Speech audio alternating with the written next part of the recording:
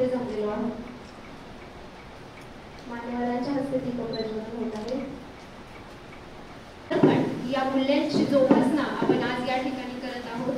करण्यासाठी प्रशासनाची फळी निर्माण करण्याच्या उद्देशाने धरती आबा जनजातीय ग्राम उत्कर्ष अभियान आणि आदि कर्मयोगी अभियान यांच्या संयुक्त विद्यमाने ही 3 दिवसाची निवासी कार्यशाळा आज आपण इथे पार पाडत आहोत आणि या कार्यक्रमाची सुरुवात मंगलमय पद्धतीने व्हावे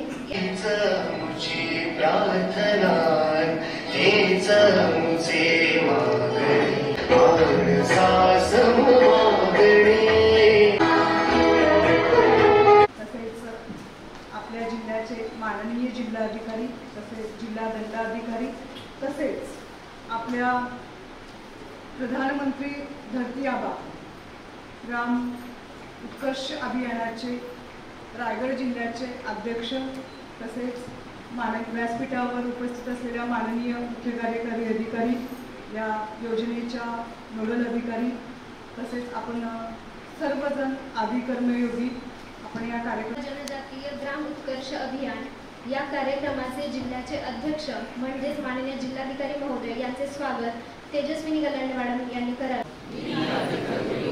प्रतिज्ञा करतो की मी माझे कर्तव्य प्रामाणिकपणे आणि निस्वार्थीपणे पार पाडेन। आदिवासी समाजाचा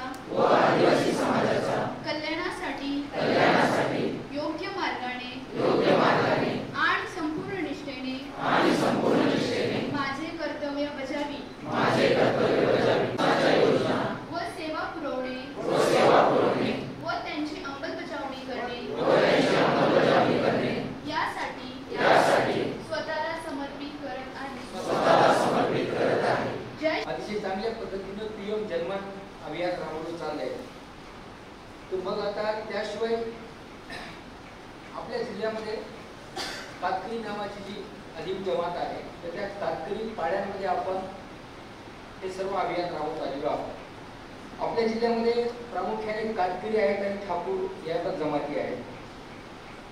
मग प्रिमिटिव्ह जमातीच्या ठिकाणी पीएम जनमन राबवलं आणि मग इतर आदिवासीच्या बाबतीत सुद्धा असे गॅप फाईंड करून तिथे सुद्धा ज्या काही गोष्टींच्या कमतरता आहेत त्या सगळ्या गोष्टी आपण दिल्या पाहिजेत असं शासनाने निर्णय घेतला आणि त्यातून मग आपण धरती आबा अभियान ज्याला आपण म्हणतो प्रधानमंत्री धरती आबा ग्राम उत्कर्ष अभियान आभारी आहेत आम्ही।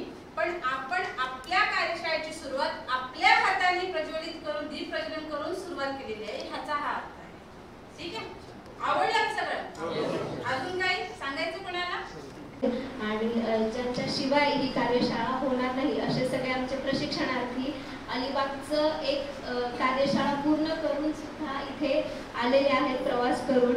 मी तुमच्या सर्वांचे आभार मानते आणि मान्यवरांच्या संमतीने मी हा उद्घाटन